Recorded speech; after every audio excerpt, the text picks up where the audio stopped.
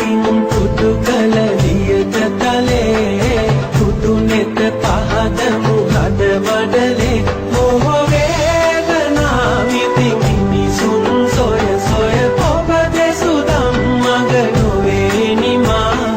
වෙත සිත පුතු කල බුදුරුව බුදු බල ඉතිපිසෝ භගවා අරහං සම්මා සම්බුද්ධෝ ඉතිපිසෝ භගවා අරහං සම්මා සම්බුද්ධෝ මේක වෙත් සිත වපුරා සසර දිනා